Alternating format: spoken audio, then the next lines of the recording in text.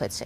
তারপরও শিক্ষার্থীরা বলছে যে ভুয়া ভুয়া এবং তার শিক্ষামন্ত্রীর পদত্যাগ দাবি করেছে। এই দাবি আপনার কাছে কতটা যৌক্তিক মনে হচ্ছে? ধন্যবাদ। প্রথম কথা হচ্ছে, শুরুতেই আমি শিক্ষার্থীদের যেই ট্রমার মধ্য দিয়ে যেতে হয়েছে সারা বাংলাদেশে, পার্টিকুলারলি যেখানে ওয়েদার ভালো ছিল না, এটার সাথে আমাদের সমবেদনা আছে এবং খুব যৌক্তিক কারণ আছে আর কি। আমাদের নিজেদের জায়গা থেকেও যদি আমরা চিন্তা করি যে আমরা যারা ছোটোবেলায় এই একই রকম পরীক্ষাগুলো দিয়েছি, আমাদের কিন্তু একটা রিক্সাটা সময় মতো পাবো কি না, মানে বাসা থেকে সেন্টার পর্যন্ত যাওয়ার সময়, কারণ আপনি ওয়ার্কিং আওয়ারে দেখবেন যে পিক টাইমে রাশ আওয়ারে কোনো ট্রান্সপোর্ট পাওয়া যায় না, বাস বলেন, রিক্সা বলেন, সিএনজি বলেন, কিছু পাওয়া যায় না। তো এই যানবাহনও আমার মনে আছে আমাদের ছোটোবেলায় গ্রামে গঞ্জে যারা পরীক্ষা দেন, রিক্সাকে পার্মানেন্টলি পরীক্ষার পিরিয়ডে আপনার একদম পার্মানেন্টলি ভাড়া করা হতো, রিক্সাওয়ালার সাথে চুক্তি করা হতো যে এতটা সময় আসবেন, আবার এতটা সময় আমার বাচ্চাকে উঠায় নিয়ে বাসায় পৌঁছায় দিয়ে আসবেন। গ্রামেগঞ্জে দেখেছি আপনার সেন্টার যদি একটু দূরে হয়, ওই 1 মাস 1.5 মাসের জন্য কয়েকজন পিতামাতা মিলে একটা বাসা নেন, যেন যাতায়াতে ঝামেলা না হয়, এবং ওই 4-5 জন গার্ডিয়ান মায়েরা তারা ভাগ করে করে সপ্তাহ পর সপ্তাহ ওখানে থাকেন, রান্নাবান্না করেন, বাচ্চাদের খোঁজখবর রাখেন। তো এই বিষয়গুলো আসলে আমরা কেন করি, আমাদের বাবা মায়েরা কেন করেছেন বাচ্চাদেরকে ট্রমা ফ্রি রাখার জন্য, মানে মোস্ট পিসফুল রিল্যাক্স সিচুয়েশন দিয়ে যেন আমার ছেলেটা সন্তানটা পরীক্ষা দিতে পারে। এই ট্রমা ফ্রি সিচুয়েশনের সাথে যেটা অ্যাডেড জায়গা যোগ হয়েছে, এটা টিপিক্যাল ফাইনাল পরীক্ষা না, এটা ইন্টারমিডিয়েট পরীক্ষা, এবং যেই পরীক্ষাটার সাথে আগামী দিনের আপনার অ্যাডমিশন টেস্ট এবং ফিউচার ক্যারিয়ার প্রত্যেকটা খুবই গুরুত্বপূর্ণভাবে কানেক্টেড। এবং আগামী কয়েক মাস পরে এই ছেলেমেয়েগুলো কোচিংয়ে দৌড়াদৌড়ি করবে, আপনার অ্যাডমিশন টেস্টে, বুয়েটে, মেডিকেলে, বিশ্ববিদ্যালয়ে তাদের পরীক্ষা দিতে হবে। এবং আপনি জানেন যে ইন্টারমিডিয়েটের নাম্বারের একটা পার্সেন্টেজ বিশ্ববিদ্যালয়ে ভর্তি পরীক্ষাগুলোতে অ্যাড হয়। আমি শতাংশটা এক্স্যাক্টলি ভুলে গেছি, বাট আমাদের সময় তাই হয়েছে, এখনও তাই হয়। তো এইরকম একটা রিয়েলিটিতে যখন বাসার সামনে হাঁটু পানি, স্কুল ডুবে গেছে, মাদ্রাসা ডুবে গেছে, এবং দেখেন এই প্রত্যেকটা প্রতিষ্ঠান ঢাকার বাইরে কিন্তু পুনর্বাসন সেন্টার হিসেবে ব্যবহার করা হয়। আমরা যারা আমাদের প্রত্যন্ত অঞ্চলের কথা জানি, বন্যা, বৃষ্টি, জমি জমা ডুবে গেলে, বাড়ি ডুবে গেলে ফ্যামিলি নিয়ে কিন্তু প্রশাসন এই স্কুল কলেজগুলোতে উঠায়। তাহলে কিন্তু এখানে দুইটা সিচুয়েশন ক্রিয়েট হয়েছে। একটা হচ্ছে আপনি পরীক্ষার্থীর জন্য একটা কনভিনিয়েন্ট পিসফুল এনভায়রনমেন্ট তৈরি করতে পারেন নাই। দ্বিতীয়ত হচ্ছে যেখানে যেখানে এই কলেজগুলোতে যেখানে পরীক্ষা হচ্ছে, এই সেন্টারগুলোতে পুনর্বাসন করা দরকার ছিল ওই কৃষক পরিবারের যাদের বাড়িঘর ডুবে গেছে, তাদেরকে আপনি পুনর্বাসন করতে পারেন নাই দ্য নিয়ারেস্ট প্রতিষ্ঠানে, কারণ এটা এখন পরীক্ষার সেন্টার। সেই রকম একটা জায়গাতে আমি বোধ করছি যে রাষ্ট্র কালেকটিভ ফেইলিয়ার আছে। এটা শুধুমাত্র শিক্ষামন্ত্রী আকারে দেখলে হবে না। প্রথম ফেইলিয়ারের জায়গা হচ্ছে জাতীয় পরীক্ষাগুলো কেন উইন্টারে হয় না। আমার ম্যাট্রিক পরীক্ষা বলেন, ইন্টার পরীক্ষা বলেন, এবার একটা ডিসিশন এসেছে আজকে, তারপরে বৃত্তি পরীক্ষা, আমরা বারবার বলেছি যে জাতীয় পরীক্ষা সবগুলো উইন্টারে স্প্রিং এ নিয়ে আসা। দ্বিতীয়ত হচ্ছে ওয়েদার ফোরকাস্টে আমাদের সিরিয়াস প্রবলেম আছে। আপনি দেখবেন যে রংপুরে দেখলাম, ওইদিনকার আমি রংপুরে ছিলাম, কৃষি অধিদপ্তরের ডিপার্টমেন্ট বলছে রংপুরে 1-2 দিনে তখন 175 মিলিমিটার বৃষ্টি হয়েছে, আর সোনার বাংলার আবহাওয়া অধিদপ্তর বলছে 7 মিলিমিটার হয়েছে। 175 আর 7-এর তফাৎটা দেখেন কোথায়। তাহলে আপনি কিভাবে প্রশাসনের সাথে পরামর্শ করে কারেক্ট সিদ্ধান্ত নেবেন? কারণ আপনার তো তথ্যগত ভুল আছে এখানে। আমাদের যে আবহাওয়া অধিদপ্তর আছে তাদের অধিকাংশ ফোরকাস্ট ভুল প্রমাণিত হচ্ছে, অথচ দেখবেন আমাদের নাগরিকরা যারা উত্তর আমেরিকাতে আছেন, গবেষক আছেন, মোস্তফা পলাশ নামে আমাদের একজন বাংলাদেশি নাগরিক আছেন যিনি নিজে পার্সোনালি ফোরকাস্ট করেন, তিনি রিসার্চার, এবং তার ডেটা দেখলাম 95% কারেক্ট হচ্ছে। তাহলে আমার আবহাওয়া অধিদপ্তরের ডেটা কারেক্ট হচ্ছে না কেন, অ্যাসেসমেন্ট কারেক্ট হচ্ছে না কেন? আচ্ছা, আমি মেনে নিলাম যে আবহাওয়া অধিদপ্তরের ডেটা কারেক্ট হচ্ছে না, জেলা প্রশাসনের যে মতামত ছিল সেটিও হয়তো সবার সাথে মিলে যে সমন্বয় করে সিদ্ধান্ত নেওয়া হয়েছে সেটি পক্ষে যায়নি। তারপর যে সিদ্ধান্তটা নেওয়া হলো সেটি তো একা শিক্ষামন্ত্রীর সিদ্ধান্ত না, তো তার পদত্যাগের যে দাবি করা হচ্ছে শিক্ষার্থীদের কাছ থেকে, এটিকে আপনি যৌক্তিক মনে করেন? এবং আরেকটি বিষয় আপনি বোধহয় বলেছেন যে পুনর্বাসন কেন্দ্র, সম্ভবত আশ্রয় কেন্দ্র হওয়ার কথা, আমি যদি ভুল না করে থাকি। কেন্দ্র পুনর্বাসন, এটা আপনি ইমিডিয়েটলি তো পুনর্বাসন, যেটা কয়েক ঘন্টার জন্য করা হয় অথবা কয়েকদিনের জন্য করা হয়। দেখেন, গণতান্ত্রিক রাষ্ট্রে আপনি তো সরকারকে এক জায়গাতে পিন পয়েন্ট করতে হবে, আপনি দায়টা কাকে দেবেন। সার্টেনলি শিক্ষামন্ত্রী তো এই সব কিছু করেন নাই, সবাই মিলে করেছেন। দেখেন, শিক্ষামন্ত্রী কিন্তু পার্লামেন্টে বলেছেন ফিজিক্স কোশ্চেনে যে ভুলটা আসছে এটা গত বছরের রিডার করছে।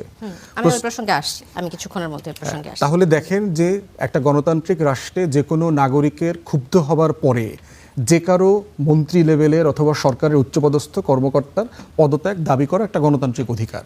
এখন প্রশ্ন হচ্ছে যে এইটা আমার কালচারে আছে কিনা, এইটা পদত্যাগ করলে সমাধান হচ্ছে কিনা, এই পদত্যাগের মাধ্যমে কি অন্যান্য স্টেক হোল্ডারকে আপনি অবলুপ্ত করে দিচ্ছেন কিনা অথবা তাকে মাফ করে দিচ্ছেন কিনা, আসল যারা দায়ী সেই মানুষগুলোকে আপনি আইডেন্টিফাই করতে পারছেন কিনা। আমার মনে হয় যে প্রধানমন্ত্রীর তরফ থেকে একটা সিরিয়াস ইনভেস্টিগেশন হওয়া দরকার, যে কোথায় কোথায় লুপহোলটা হয়েছে, ভয়েড হয়েছে। একটা তদন্ত কমিটি এবং প্রয়োজনে একাধিক তদন্ত কমিটি হতে পারে সেক্টর ওয়াইজ, আবহাওয়া রিলেটেড যে ফোরকাস্ট সিস্টেমে একটা ইনভেস্টিগেশন হওয়া দরকার, পরীক্ষার প্রশ্নপত্রে ভুল হয়েছে ইনভেস্টিগেশন হওয়া দরকার, ইমিডিয়েট ক্রাইসিস ম্যানেজমেন্টে ঝামেলা আছে। আপনি ধরেন সব কিছু পরামর্শ করে করেছেন, সাডেনলি একটা ভূমিকম্প হলো 9 রেক্টর স্কেলে, তাহলে কি আপনি আগের পরামর্শে স্টিক থাকবেন, না আপনি ইমিডিয়েট ইমার্জেন্সি সিচুয়েশনটাকে বিবেচনায় নিয়ে আপনি সিচুয়েশন ওভারটার্ন করবেন? ধন্যবাদ ব্যারিস্টার আসাদুজ্জামান ফুয়াদ। ডক্টর মিজানুর রহমানের কাছে আসবো আমি। হাবিবুর রহমান হাবিব, আপনার কাছে আসতে চাই। ইমিডিয়েটলি যে এই যে বিষয়টি বললেন ব্যারিস্টার আসাদুজ্জামান ফুয়াদ, হঠাৎ ভূমিকম্প হলে ইমিডিয়েটলি একটা ডিসিশন নিতে হবে, এই ধরনের ইমিডিয়েট ডিসিশন সরকারের পক্ষ থেকে কোনো মন্ত্রী হঠাৎ করে নিতে পারেন কিনা, বিষয়টি যদি একটু ব্যাখ্যা করেন। আপনাকে ধন্যবাদ। আপনার মাধ্যমে স্টার নিউজের সম্মানিত দর্শক শ্রোতাদেরকে আমার সশস্ত্র সালাম, বিজ্ঞ দুজন শুভেচ্ছা। ভূমিকম্প হইতে কত লোকালয় ধ্বংস হয়ে যায়। ভূমিকম্প তো আগের থেকে এখন ওই ধরনের 7 দিন আগের থেকে যে বৃষ্টিপাতের ব্যাপারটা বলে যায়, 7 দিন আগের থেকে বলে যে এই সময় বৃষ্টি হতে পারে। ভূমিকম্পের ক্ষেত্রে এখনও মনে অতখানি অ্যাকুরেসি আসেনি। এখন সেটার সাথে যদি আমরা তুলনা করি, ভূমিকম্প হলো সাথে সাথে ডিসিশন কী দিবে, ভূমিকা পিছাই দেবে। ভূমিকম্প তো আবার সারা দেশব্যাপী একই মতো হয় না। আমার প্রশ্নটা ভূমিকম্প নিয়ে না, আমার প্রশ্নটা হচ্ছে ডিসিশন আসলে দিতে পারেন কিনা হঠাৎ করে। না, সেটাই তো বলছি, মন্ত্রী যদি চান হঠাৎ একটা ডিসিশন, হঠাৎ একটা ডিসিশন কিভাবে দেবে, ডিসিশন দিতে পারেন না। আর যে ঘটনাটা যে ঘটলো, যেটা মন্ত্রীকে ভুয়া বলা, এটা এক মন্ত্রিত্ব ব্যাপার, এখানে না। এখন আপনার পরিস্থিতিটাকে সামাল দিতে হলে এই মুহূর্তে আমার এবছর তো গেল, আমি 2টা জিনিস বলবো। আমাদের পরীক্ষাটা হয়তো ফেব্রুয়ারি মার্চের দিকে, হয়তো ফেব্রুয়ারিতে এসএসসি পরীক্ষা, এসএসসি মার্চ, সময়টা একটু পরিবর্তন করেছে, জানুয়ারির দিকে নিয়ে আসার পরিকল্পনা করতে হবে। শুধু এটা পরিবর্তন না, আমাদের বাজেট প্রতি বছর যে বাজেটের যদি পাশে না, এই যে আমাদের যে জুন ফাইনাল একটা আমাদের দেশে প্রচলিত আছে, কনস্ট্রাকশন কাজ, যে কোনো কাজ, বাজেট কত পার্সেন্ট বাজেট কাজ করলো বা কত পার্সেন্ট বাজেট বাস্তবায়ন হলো, জুন, এই জুনকে বাদ দিতে হবে। তো জুনে একই খেলা। এই যে বর্ষার সময় এখন তাড়াহুড়া করে কয়েকদিন আগে সব বিল পাস করা হলো, চেক দেওয়া হলো, তারপরে টাকা দেবে তাদেরকে। তাড়াহুড়াকে দেখা যাচ্ছে যে সারা বছর ধরে 40% 45% বাজেট মানে কাজ হলো, হঠাৎ করে দেখা যাচ্ছে জুন ফাইনাল আগে একবার 75% হয়ে গেল। এটাও আমাদেরকে আমাদের বাংলাদেশের পরিস্থিতির কারণে এই যে আমাদের জুন ফাইনাল বলি যেটা আমরা, এটা জুন থেকে সরিয়ে নিতে হবে, ডিসেম্বর জানুয়ারি করতে হবে। আচ্ছা, এই হলো মানে আমাদের যে ভবিষ্যৎ ধরনের, মানে আপনি বলছেন সময়সূচি বছরে যেটা করা হয় সময়টা অবশ্যই পরিবর্তন করা প্রয়োজন বলে মনে হয়। এখন যে আজকে যে ঘটনা করলো, এখন মন্ত্রীকে ভুয়া বলে আমি যে পার্লামেন্টের সামনে যে চারিদিক থেকে রাস্তাঘাট অবরোধ, তাদেরকে সমাধান আছে? তাদের সমাধান নেই। যেটা হয়েছে যে প্রাকৃতিক দুর্যোগটা হলো, যেটা বিপদ, দুর্যোগ বিপর্যয়, আমাদের বিএনপি অবশ্যই পেতে পানি ঢুকে গেছে, অনেক বাসা বাড়িতে পানি ঢুকে গেছে। তো এখন পরীক্ষার্থী যদি তার বাসা বাড়ি যদি পানি ডুবে যায়, সে পড়াশোনা করবে কী করে? আবার বৃষ্টির সাথে সাথে আবার বিদ্যুৎ সংকট দেখা দেয়। আবার যে স্কুলে যাবে, স্কুলের সামনে যেতে পারছে না। সেই জন্য তাৎক্ষণিকভাবে বন্ধ করে দিত যে ঠিক আছে পরীক্ষাটা পরে নেওয়া হবে, এই সিদ্ধান্ত তো একা মন্ত্রী নিতে পারেন না, একা নিতে পারেন না, একা নিতে পারেন না। এই জন্য সমন্বিত একটা প্রচেষ্টা থাকতে হবে। আমরা অনেক দেখি না, আগে যেমন হরতাল অবরোধের জন্য, বিরোধী দলের হরতাল অবরোধের কারণে কিন্তু পরীক্ষা পিছিয়ে দিত, যে এই পরীক্ষাটা অন্য পরীক্ষার ডেট ঠিক রাখতো, ওই পরীক্ষার ডেট দেখা যাচ্ছে ওই সব পরীক্ষা শেষে তখন। হাবিবুর রহমান হাবিব নিজের বক্তব্যের জন্য দুঃখ প্রকাশ করে শিক্ষামন্ত্রী আনাম এহসানুল হক মিলন বলেছেন যে উচ্চ মাধ্যমিকের পদার্থবিজ্ঞান, হিসাব বিজ্ঞান ও যুক্তিবিদ্যা পরীক্ষা আবার নেয়ার ব্যবস্থা করা যাবে, এমন কথা তিনি বলেছেন আজ। কিন্তু সংসদে শিক্ষামন্ত্রী বলেছেন, গতকাল বলেছেন এটি, যে পদার্থবিজ্ঞানের ভুল প্রশ্নপত্রটি বিগত সরকারের আমলের মডারেটরদের তৈরি।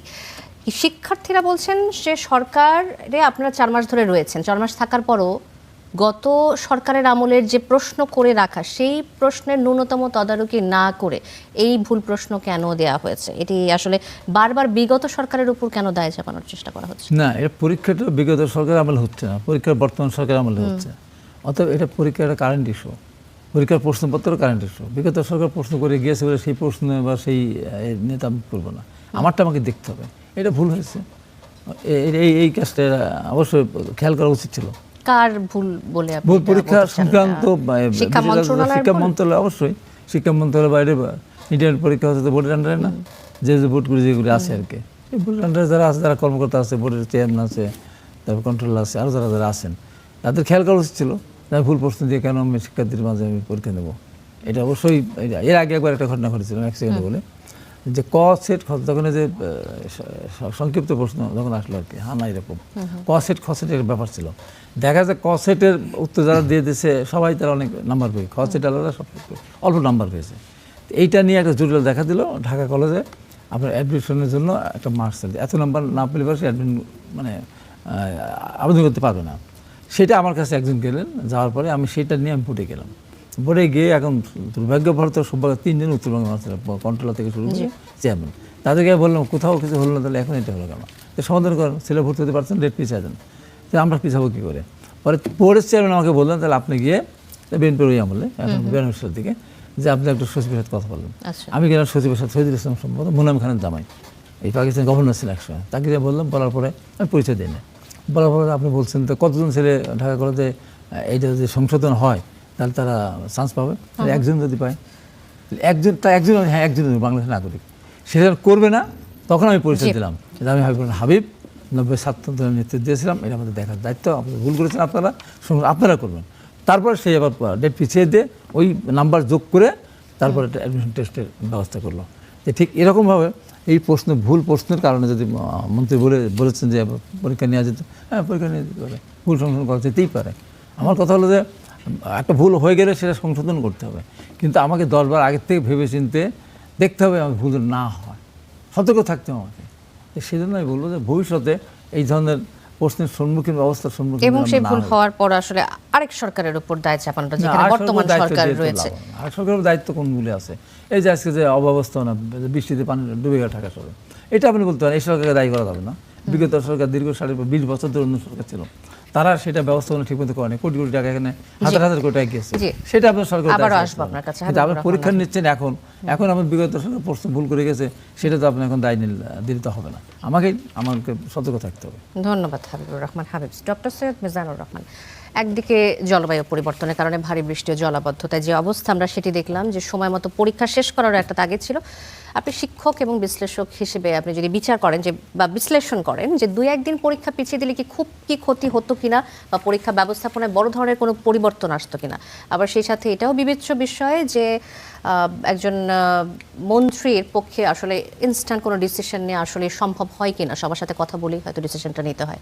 দুটি ঘটনার সবকিছু মিলে যদি বিশ্লেষণটা জানান আপনার। অনেক ধন্যবাদ। আমি আপনাদেরকে, আমার সম্মানিত 2 জন আলোচক আছেন, দেখুন আমি যেহেতু বলেই দিয়েছেন আমি শিক্ষক, আমার কাছে আসলে বৃষ্টির চেয়েও বড় ব্যাপার হচ্ছে তারা এইবারই অনেক দিন পর ফুল সিলেবাসে পরীক্ষা দিচ্ছে। কোভিড এদের উপর দিয়ে গেছে, জুলাই গেছে, আজকে যে ভুয়া বলে কথা উঠছে, এই অশ্রাব্য কথা বলার যে সংস্কৃতি, সেটা তো আমরাই তৈরি করেছি। এই শিশুরা আমাদের কাছ থেকে শিখেছে না। ধরেন আমার অপছন্দ, আমার যেটা মানছি না আমি, সেটাকে অপোজ করার, সেটা নিয়ে কথা বলার জন্যে ভাষার যে সংস্কৃতি থাকে, সংস্কৃতি থেকে তো আপনি শিক্ষাকে আলাদা করতে পারবেন না। অর্থাৎ প্রতিবাদের যে ভাষা, কথা বলার যে ভাষা, মানুষের মনুষ্যত্ব বজায় রেখে সমালোচনা করা, কোনো বিষয়কে সুস্থ করার জন্যে যে স্থিরতা দরকার, সেই ক্রাইসিসে পড়ে গেছি আমরা। যে কারণে সুস্থভাবে সিদ্ধান্ত নেবার জন্যে যে কথা বলার সংস্কৃতি, সেখানে আমাদের পৌঁছাতে হবে।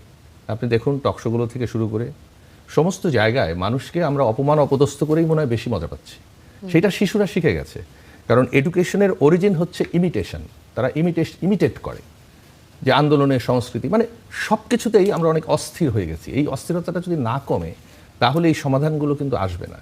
যে কারণে আমি বলছি যে এই যে ছেলেমেয়েরা যাদের পরীক্ষা, আমার নিজের সন্তানও এবার এইচএসসি দিচ্ছে, আমি ওর দিকে তাকিয়ে দেখি যে ওর আগের সে যে ক্লাসগুলোতে যে বিষয়গুলো কমপ্লিট করার কথা ছিল, পড়ার কথা ছিল, সে জায়গায় অনেক নড়বড়ে রয়ে গেছে, এবং সে পরীক্ষা দিতে গিয়ে ফুল সিলেবাসে পরীক্ষা দিচ্ছে, এই টেনশনেই তো তার জীবন শেষ।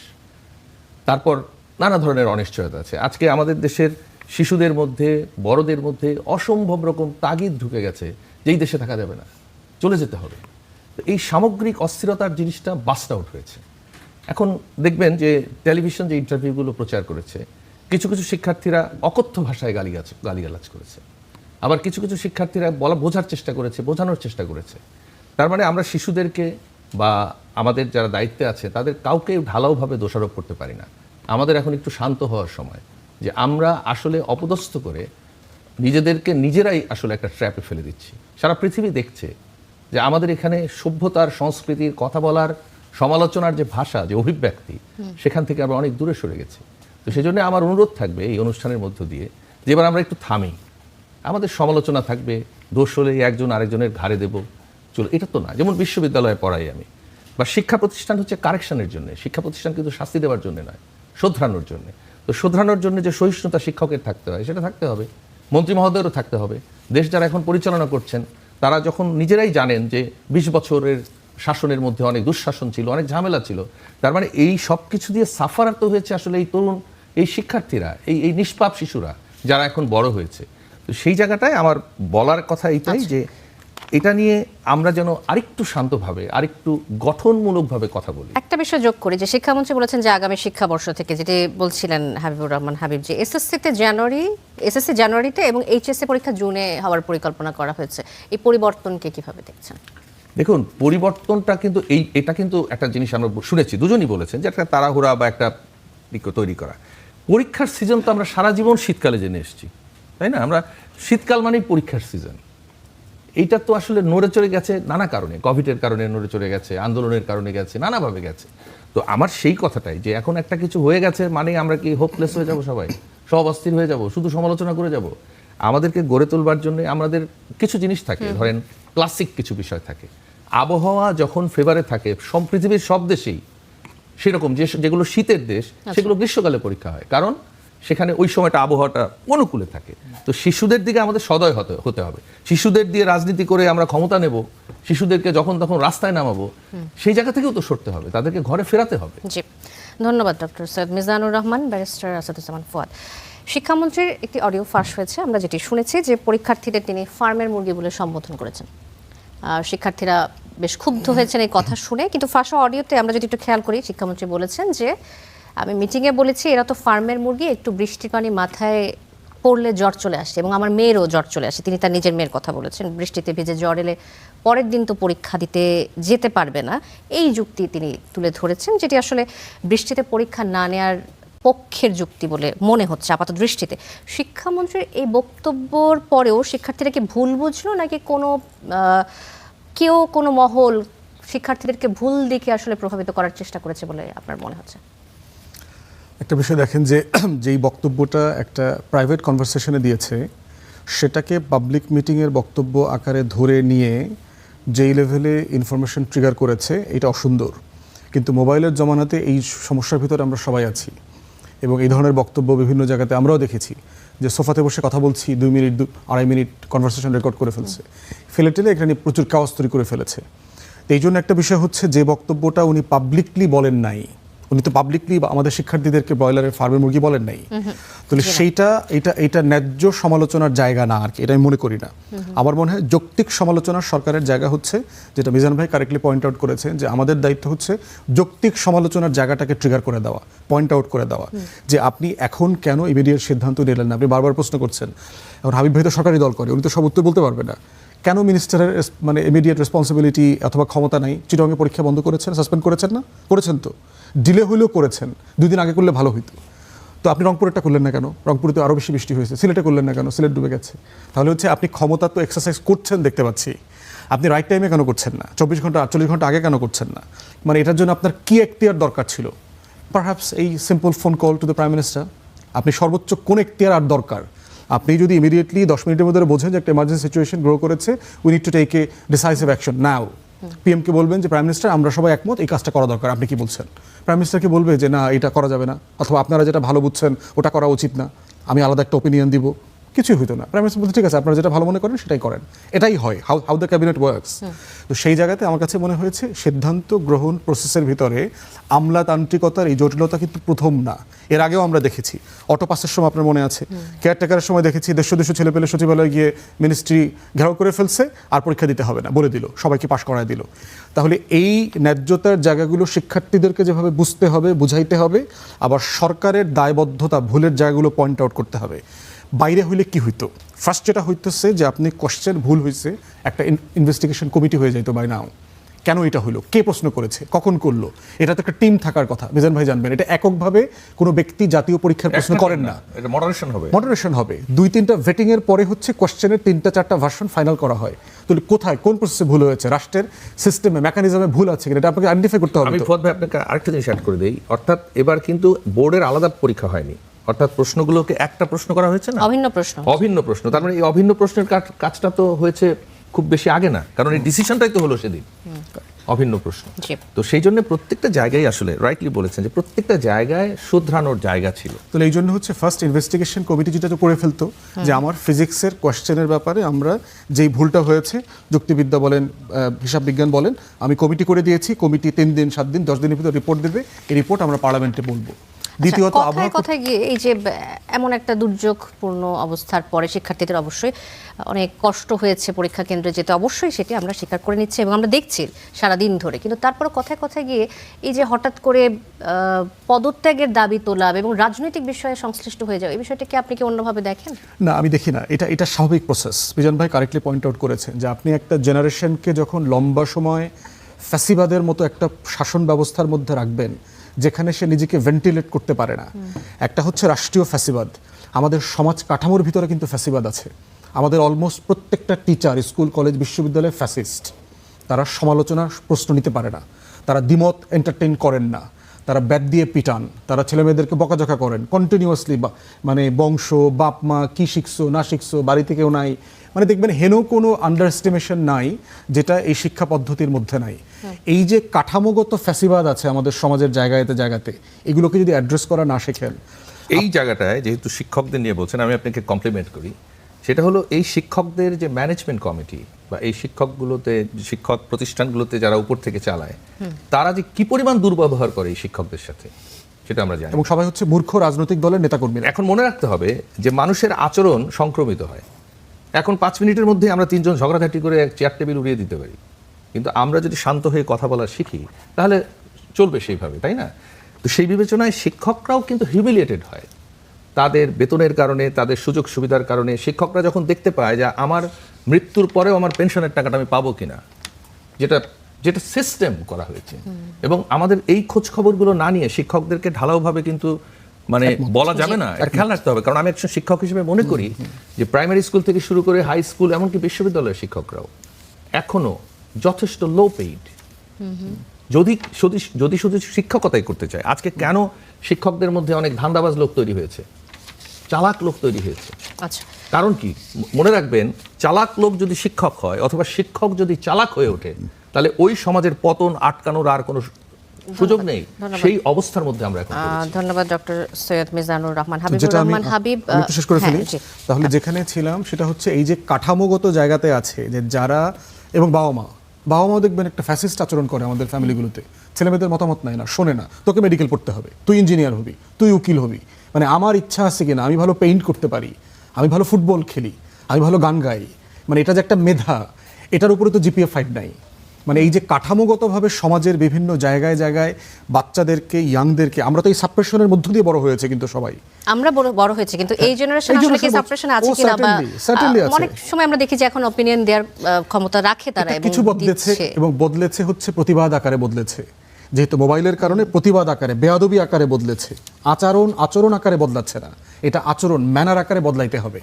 অতএব এই কাঠামোগত জায়গায় যদি আপনি ইয়ে না করেন, ধরুন ইংল্যান্ডে আমি স্কুলে কলেজে কাজ করেছি, সেখানে প্রতিবাদ করা প্রাইমারি স্কুলে শেখানো হয়, কারিকুলাম, যে আজকে একটা নিউজ আসছে, ধরো এই স্কুলটা শাটডাউন করে দেবে, এখন তুমি কি করবা? তো ছেলেমেয়েরা সব ঘাবড়ায় গেছে, বলে যে অফকোর্স আমাকে তো প্রোটেস্ট করতে হবে। কি করতে হবে? কিভাবে ব্যানার করতে হবে, কিভাবে ফেস্টুন করতে হবে, ফেস্টুনে কি লেখা থাকবে, আমরা কি করব, স্কুলের সামনে কোথায় দাঁড়াবো, কি করা যাবে কি করা যাবে না, লোকাল ইনস্টিটিউশনে গিয়ে স্মারকলিপি দিতে হবে। এই পুরো গণতান্ত্রিক প্রতিবাদের সাথে তাকে ছোটবেলা থেকে পরিচয় করানো হচ্ছে। আপনি তো আমাকে পরিচয় করাচ্ছেন কিসের সাথে? মারপিটের সাথে, চাঁদাবাজির সাথে। আপনি কেন ছাত্রদলকে আজকে রাস্তায় নামাইলেন? প্রয়োজন ছিল? আপনি শিক্ষার্থীরা প্রতিবাদ করছে, তারা তো যে কারণে ন্যায্য কারণে করছে, যেটাকে আপনি সরকারিভাবে প্রশাসনিকভাবে করবেন। ছাত্রদলকে কেন রাস্তায় নামাইলেন? কি বলছে ছাত্রদলের? তারেক রহমান সংসদে, ছাত্রদল রাজপথে। কি মেসেজ দিচ্ছেন?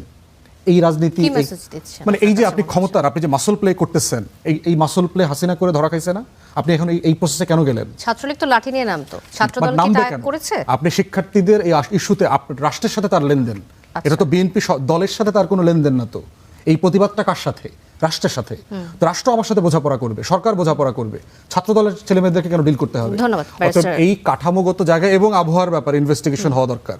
যাদের কাছ থেকে আপনি পরামর্শ নিচ্ছেন, রাইট অ্যাডভাইস আপনি পাচ্ছেন কিনা? জি, আদালত ধন্যবাদ সিদ্ধান্ত নিতে ধন্যবাদ পারবে না। ব্যারিস্টার আসাদুজ্জামান ফুয়াদ। যে দুটি বিষয় উঠে এসেছে হাবিবুর রহমান হাবিব, আবহাওয়ার বিষয়টি যেটি বারবারই বলছেন, যে পয়েন্ট আউট করছেন যে আমাদের দেশের আবহাওয়া অধিদপ্তরের যে পর্যবেক্ষণ বেশিরভাগ সময়ে এই ফোরকাস্টগুলো আসলে ঠিক হয় না, সঠিক হয় না, এবং সেই সাথে ছাত্র দলের রাস্তায় নামার বিষয়টি অ্যাড্রেস করেছেন ব্যারিস্টার আসাদুজ্জামান ফুয়াদ। এই বিষয়ে আপনার মন্তব্য জানতে চাই। আমি প্রথমটা বলি আবার ব্যাপারটা। আগের দিনে কৃষকরা মনে করতো এই দিন বৃষ্টি হবে, এই সময় বৃষ্টি হবে, এই সময় ধান বুনতে হবে, এই সময় নিয়ে দিতে হবে, ওরা নিজেরাই আবহাওয়াবিদ ছিল। এখন আমাদের যে আবহাওয়া অফিস আছে, আবহাওয়া দপ্তর আছে, এখানে আপনার ব্যক্তি বসে থাকে, কিন্তু যেটা দিয়ে যারা ফোরকাস্টটা করবে সেই মেশিন, সেটার ক্ষেত্রে আমাদের দেশের দুর্বলতা আছে। এটা তো বাইনোকুলার দিয়ে দেখে তাকায় দেখতেছেন আকাশে এরকম মেঘ লাগলো কি না লাগলো, এটা একটা নিশ্চয়ই একজন আধুনিক যন্ত্রপাতি উন্নত বিশেষে আছে, আমাদের ওই জিনিস দিক খেয়াল করতে হবে, সেটা আমাদের নিয়ে আসতে হবে।